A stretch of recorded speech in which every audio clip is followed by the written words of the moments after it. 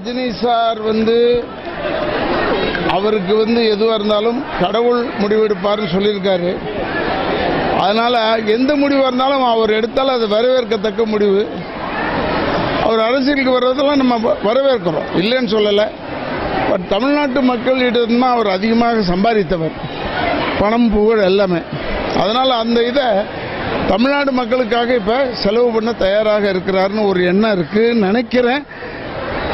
அது வரும்போது தான் பார்க்கணும். ஏன்னா எல்லாமே அவர் வந்தால் நல்லவர்களை சேர்த்துக்கொள்ள அப்படிலாம் சொல்கிறார். அவர் யார் யார் நல்லவர்னு நினைக்கிறாங்களோ அவரை சேர்த்துக்கலாம், அதெல்லாம் ஒன்றும் தப்பு கிடையாது.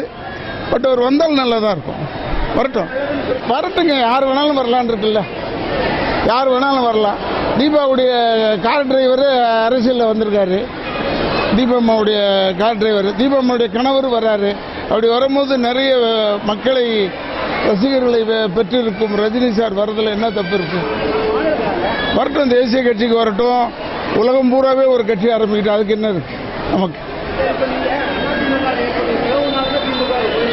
நம்மளே சொல்லிட்டேனே, அதான் சூறக்காய் விட்ட மாதிரி ஆயிடுச்சு. அதில் நம்ம இருக்க முடியாது, நமக்கு அந்த தகுதி கிடையாது, எனக்கு அந்த தகுதி கிடையாது. அதனால அதெல்லாம் ஒன்றுமே பதவி இதுவெல்லாம் ஒன்றுமே கிடையாது. எனக்கு கண்ணுக்கு தெரிஞ்சு பொதுமக்களுடைய கருத்து தான், கண்ணுக்கு தெரிஞ்சு தளபதியார் அவர்கள் தான் முதலமைச்சராக தகுதி பெற்றவர்ன்ற மாதிரி ஒரு தகுதி இருக்கு, பேசக்கூடிய தகுதி, அரசியல் தகுதி எல்லாமே இருக்கு. அதனால அவர் வந்தால் நல்லா இருக்கும்னு நான் சொன்னது உண்மை. சரி, அப்போ அந்த கோட்டையிலிருந்து சொல்றதுன்னு சொல்றாங்க, அது என் குடும்பம் தானே. திமுகவில் போய் நான் சேர்றதுல ஒன்றும் தப்பு கிடையாது.